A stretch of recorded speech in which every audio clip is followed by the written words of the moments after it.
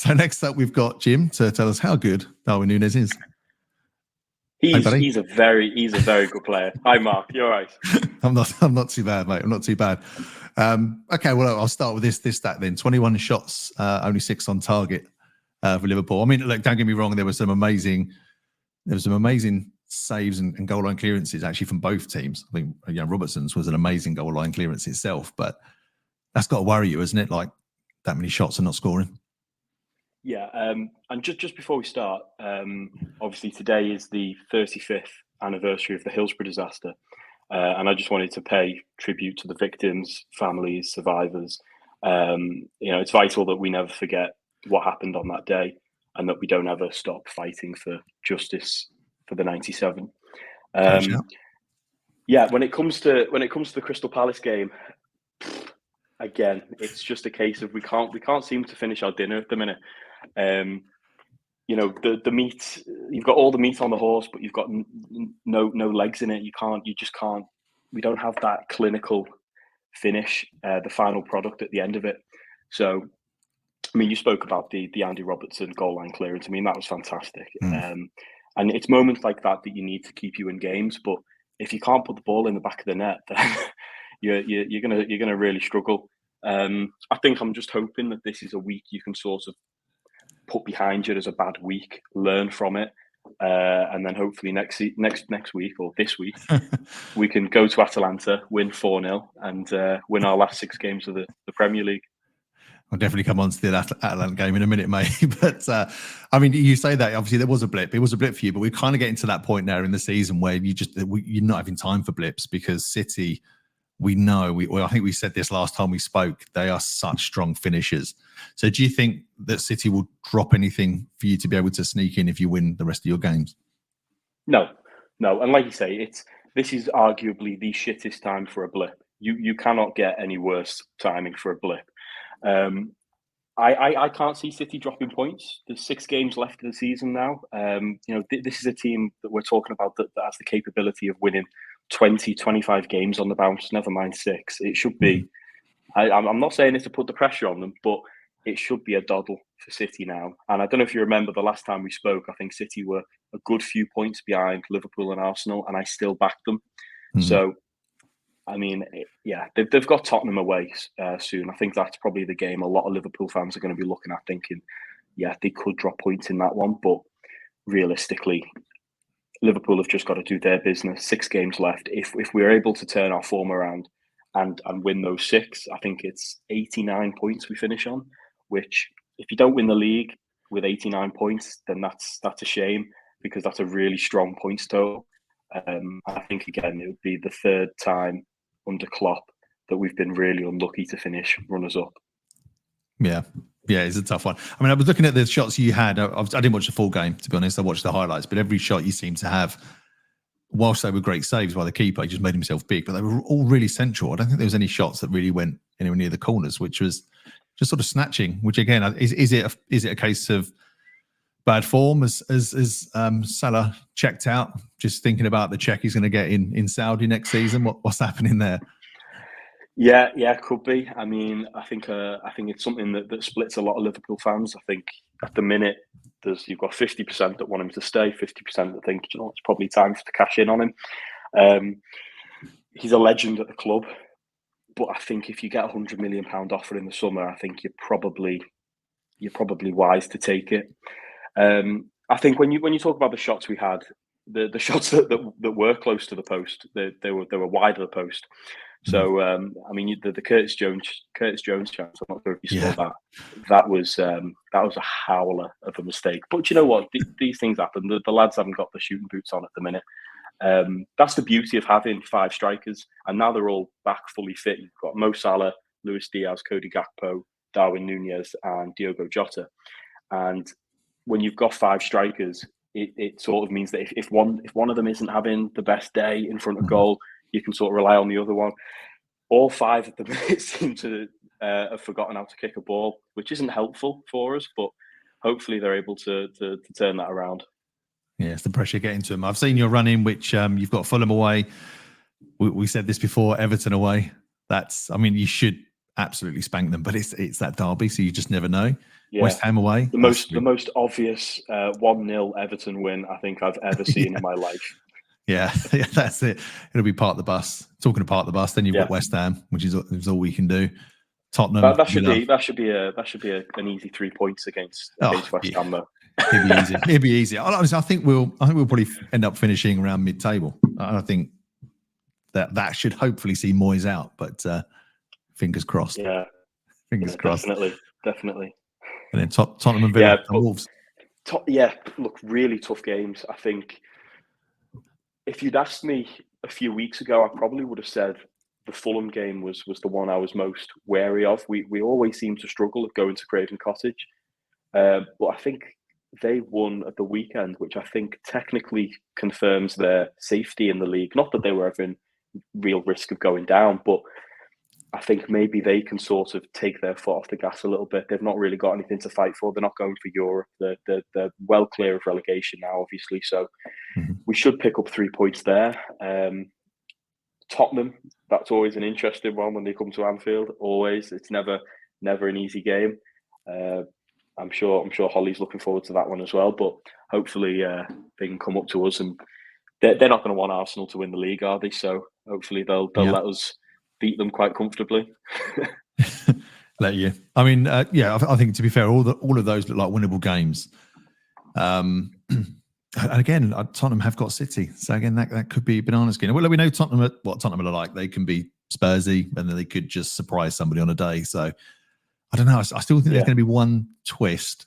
So I think City won't win all their games, but I just still think someone else will drop the points as well. I think there'll be twists and turns. And I think it's the Tottenham factor. I think Tottenham have got 6 games. I think everyone's got 6 games more or less left to go.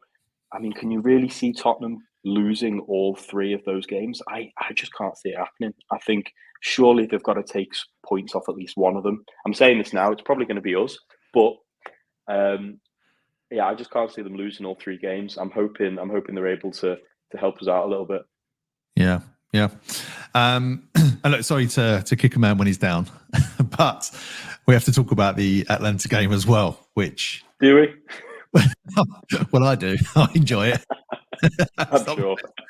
I mean, we didn't do very well in Europe, so I can laugh at myself. But as a West Ham fan, I can. But I mean, nobody saw that result coming. Did Klopp just rest too many players? Yeah, he said after the game that if he could go back in time, he'd do the exact same and he'd make the same changes, because I think you get to this stage of the season and there's so many tired legs, you've got to make changes in these games. So I'm not surprised he made changes. Look, you're 3-0 down. No one expected to lose 3-0 at home to Atalanta. You don't get me wrong, I bigged them up before the game. I think a lot of people thought it'd be a walk in the park for Liverpool, but I said, look, they've just gone to Napoli and won 3-0. You know, this is a decent side. I know Napoli aren't having the greatest of seasons, but they've just won the title. They've just gone there and won 3-0. I mean, it's incredible. They are a very good team, tactically so disciplined. And I think Klopp knew that, but it's like everything that could have gone wrong went wrong. The passing was off. The goalkeeper wasn't great. Defensively, we were all over the place, couldn't hold the line. Again, strikers obviously couldn't finish off the dinner at all. So I think just all of that mixed into one was just a recipe for disaster. And I know I'm only 20, but that was definitely the worst I've ever seen Liverpool play. And I don't throw that around lightly. Yeah. I mean, I was kind of hoping for, you'd advance, West Ham would advance, and we'd eventually play each other at some point. But I don't think either of those are looking likely. That'll be Moyes getting sacked. I can't see us turning Leverkusen over the way they've been playing at the moment. I mean, obviously, Scamacca scored a couple against you as well. Again, another player that Moyes couldn't get a tune out of. He's one of those managers who doesn't like strikers. But do you really think you can turn that one around and advance? Look, no. I mean, the honest answer is you're 3-0 down and we're playing dog shit. So the obvious answer would be no. But I don't know. I think because it's Klopp, because it's Liverpool, you do still get that little feeling like we could go there, and if we attack the game, if we play the right way, if we're able to perform a lot better than we have done, we do create chances. You touched on it against Crystal Palace. We couldn't score a goal, but we created 21 opportunities to put the ball in the back of the net. If something can click on Thursday, you never know, but it is unlikely. But last time we went there, we won 5-0, so you never know. I mean, Lewis, who is an Arsenal fan, has obviously said there, what's happened to Salah? Is he back from the international? Yeah. Good one. Funny. Yeah, and I agree. I'm not planting these ones, but I think we're all Can we not have we not got any Liverpool fans in the comments? No. I'm not bringing them ones up, mate. No. And obviously, talking to Klopp as well, there's the replacement there. So I think, I don't know if people have stopped taking bets, but Ruben Amorim is odds-on favourite now. Is he someone that you would take? Do you think he's a good manager? Yeah, I mean, he seems to do well at Sporting. I've watched a few videos of him, a few tactic videos from him, and it's definitely different from Klopp. But I think that's necessary. I think the biggest mistake Liverpool could do is try and find another Jurgen Klopp, because you can't do it.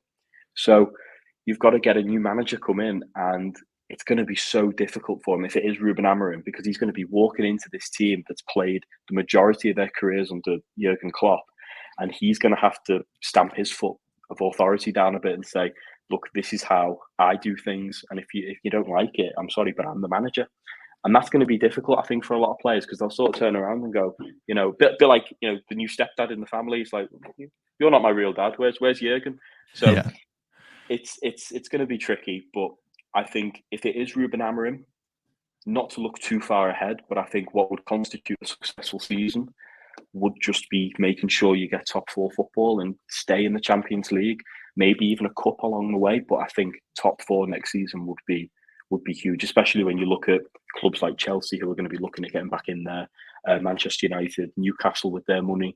There's so many teams looking to get in there. So that's definitely the goal. But it'll be tough, very tough.